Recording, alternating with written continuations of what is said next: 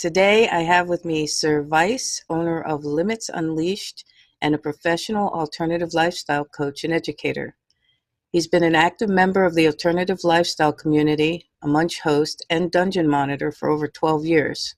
He also participates regularly with organizations such as TESS, MAST, NELA, NCSF, and many others to speak on various topics. So, how are you today, sir? Doing well. How are you? Good, good. Thank you for joining me. I just have a few questions I think would be interesting. Okay. What made you decide to create Limits Unleashed? Can you Uh, tell us a little bit about it? sure. So, after having spent some considerable time defining my own style and getting involved in the scene, really a couple of things, two big things came to mind. One is that a lot of presentation and education was done for the sake of the showmanship and titillation versus the fundamentals and good practices.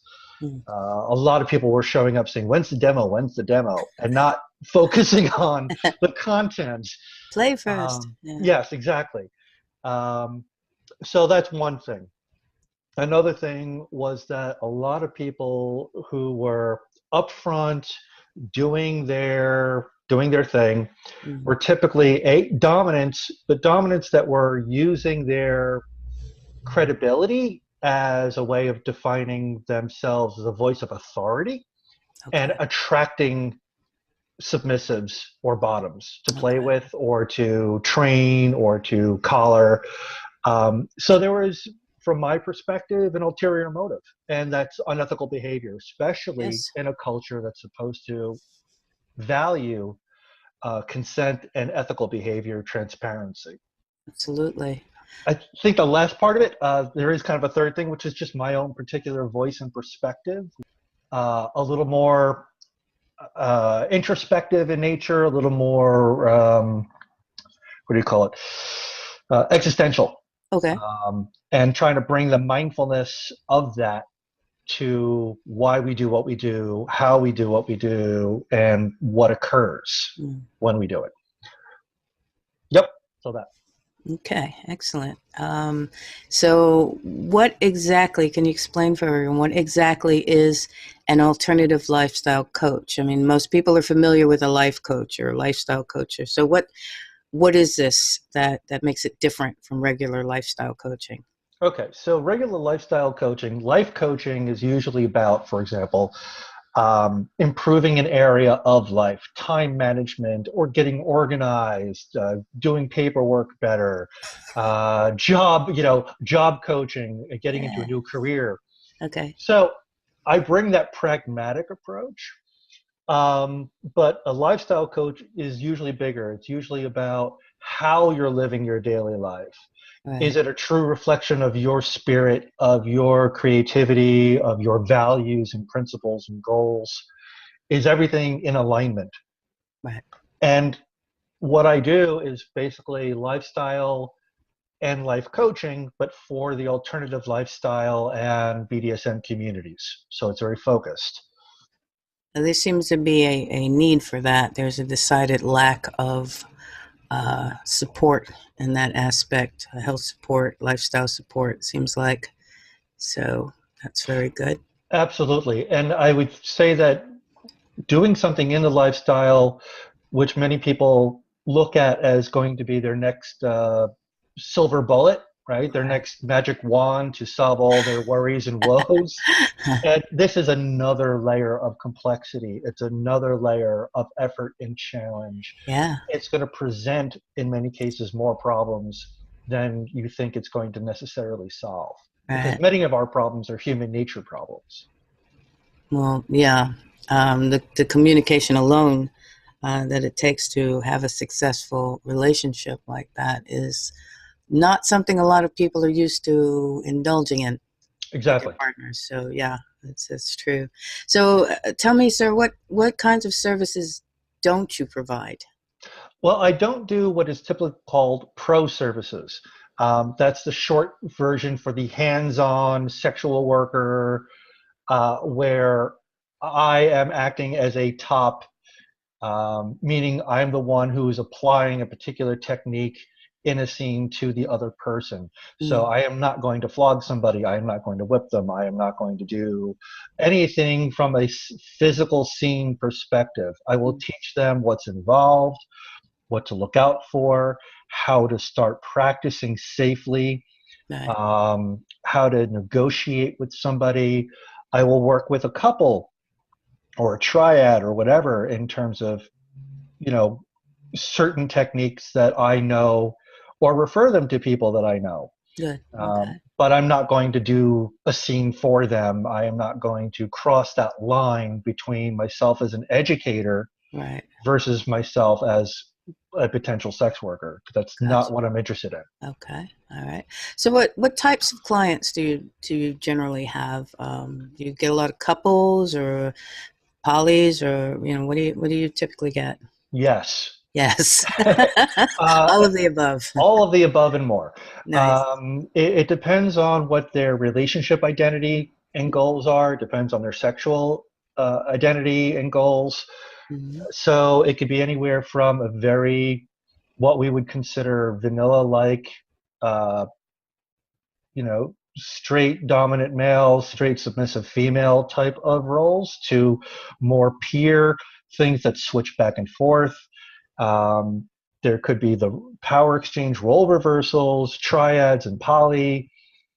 It really, it's all over the place. Most of what I get, if I had to kind of split it, are typically more um, dominant, submissive relationship or things that fall into the master or mistress and slave relationship. So Okay. power exchange relationships. Right. Right. That is more of my area of expertise. Mm. And that element exists whether or not it's formal or informal. Right. So it's almost universally applicable. Yeah. Yeah. True enough. So I know there's a huge element of self-awareness necessary to navigate successfully through alternative lifestyles and power exchange and that kind of thing. And we're currently, a lot of us are delving into investigating and exploring the shadow self. Mm-hmm. I know you're familiar with. So, could you talk a little bit about that in terms of BDSM and alternative lifestyle? Sure. Well, a lot of the alternative lifestyle, or just short the lifestyle, Mm. focuses on exploring and playing within the shadow self or dark desire space. In general, the BDSM community is recognized as actually being psychologically healthier Yeah, than the average, if only because there needs to be the awareness and integration of your daily daylight self and your private self and your absolutely. darker, shadow self. Mm. We recognize that these desires are a part of us. It doesn't deserve guilt or shame. Right. And it's not up to judgment. It's just who you are and whether or not you are with a partner, be it for the short term or long term, Mm. that has a similar interest. So it's not, this is who I am, deal with it. And, we are not responsible for our consequences, but rather, this is who I am. And either you're a good fit or honestly, not. And that's Right. okay because we cannot be everything to everyone. Exactly. Very So good. yeah, that often takes shape in terms of primal play, rape fantasies, control and enslavement, sadism and masochism, Hmm. to varying degrees. And a lot of these things come down to a truth of the human condition, which is there are certain things that we all fantasize about, Okay. regardless of culture or identity. Right. And if we're being honest with ourselves, then we should feel free to responsibly and ethically pursue some level of enjoyment in that. Exactly. That was something that was interesting that I found, is that so many people, they have these fantasies or whatever, and they think they're alone in them. They're and they're very common, actually. There's a lot of them. Yes, I have a post on my website, limitsunleashed.com, Hmm. that addresses how And to be honest, your deep dark secrets usually aren't. Yeah, I Um, know. That's uh, great. I mean, we all have, and we've seen this in media for the bad boy or femme fatale. All right. We like the darker, we like the hungrier, we like, in certain cases, the edge. Yes. Um, but then we also haven't, uh, you know, figured out how to fit that with a desire to also be treated kindly or cared for or respected, Right. right? And those bad boy femme fatales, they're not going to respect you. So how do we deal with this? How do we deal with the desire to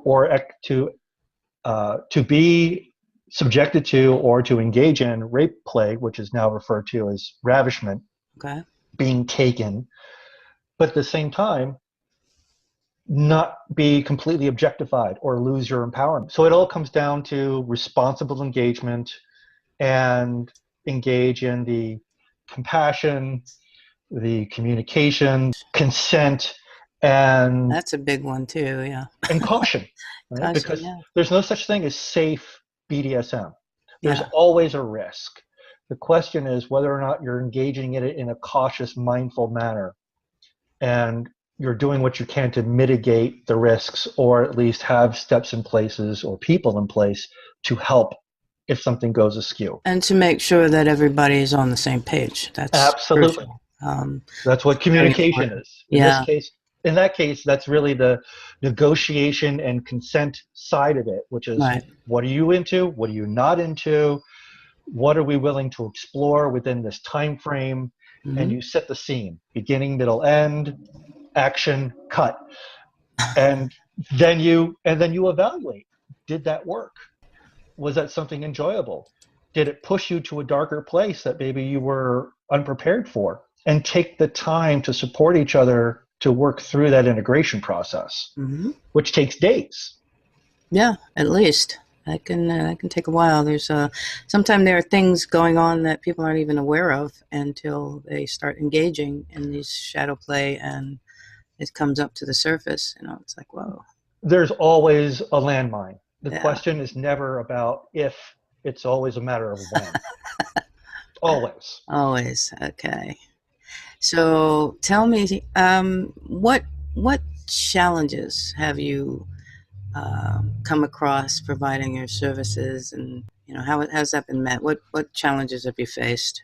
Well, I mean, one challenge is, people mistaking the experience for the person. So I'm being a coach or a mentor, or, for example, if I am demoing a scene and confusing that experience with the person. Do I care? Am I, going to be ethical? Am I going to communicate? Am I going to be understanding and supportive? Yes to all those things. Right. But that doesn't necessarily mean I am in love with you, right? Oh, Or that I'm okay. going to open myself up to a relationship. Yeah. And that's a very common mistake within the lifestyle, is to project and transfer Hmm. from the experience of something that is very intoxicating and exciting to the person that is doing this with you. So that's one challenge, and that's one of the reasons why I stay away from hands-on stuff.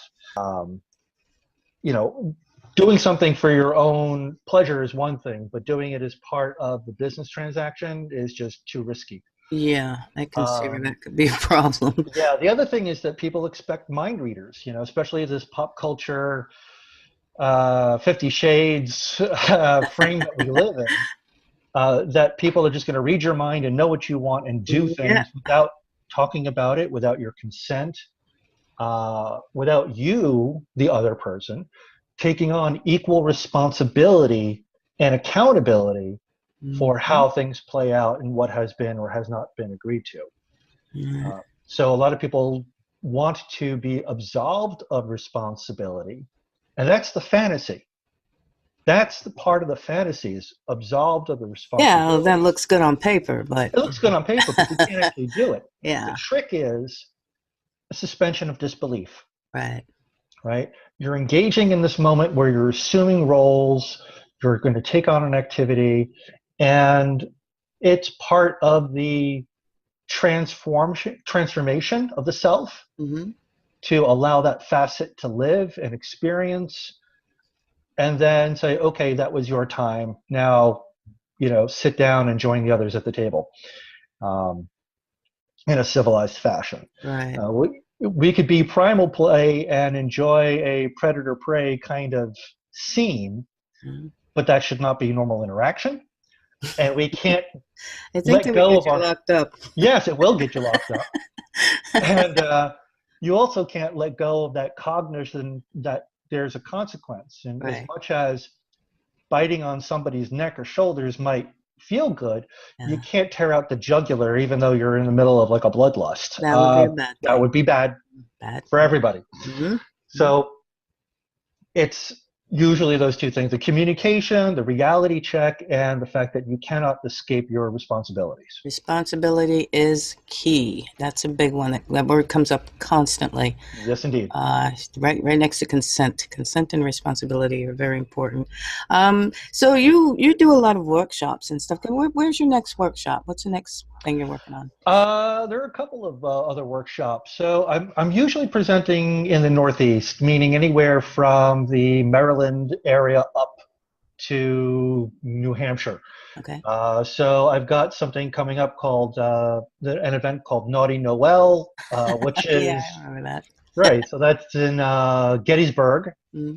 and there is Kinky Con, Mm-hmm. which is in New Hampshire, and there's another event in Rhode Island.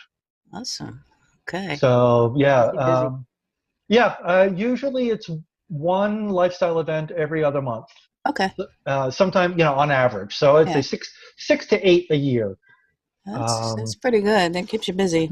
Yeah. So the clients are typically going to be private individuals Mm-hmm. that I mentor and coach one-on-one, usually virtually, but sometimes in my home office.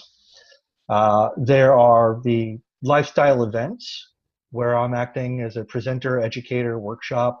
I usually often will facilitate meet and greets and social hours for people to freely ask questions or be introduced and know that there's an experienced person that's kind of watching the space. Um, and I actually talked to quite a number of counseling professionals who may not have the experience in the lifestyle. They've certainly read about things or they've gone to workshops about it, but it's very different when you are involved in it and have been so for a Sure. prolonged period of time. Sure. Sure. So they want that reality check. And actually, some of my favorite, um, I don't want to say fans per se, but some of the folks that I see in all of my classes, and I tend to open up my workshops with, so what brought you to my class? And Right. those who tend to be counselors Mhm. actually say, because you're presenting. That's they don't good. they don't care what I'm presenting. They All know that right. what I'm going to present is going to be interesting, fact-filled, thoughtful, and something they're going to take away with a wow, I didn't know. Excellent. Um, so yeah, I tend to do a lot of brain dumping. That's good. That's good. Yeah, well, the only thing that people are going to realize is that I am not a perfect person. I am not an authority per se. Mhm. I have experience and I share that. Right. That's all it is. It's a perspective and an opportunity to learn from whatever my mistakes were and hopefully avoid them. Well, there. That's the best you can do. I think you provide a very important service to the community, and I'd like to thank you. Very welcome. And thank you for your time. Thank you. And yes, your website is limitsunleashed.com. I would really recommend that anyone that's interested in lifestyle, it's full of valuable information. Um, you have a whole schedule of events and things that you're attending and presenting at. Um, Yeah, so there's a calendar that shows where I'm presenting. There's a large library of posts on different topics and aspects of the lifestyle, and I try to be as approachable and open as possible. You can reach out to me and leave me a message via the website, um, and I will get back to you ASAP. Yay, thank you.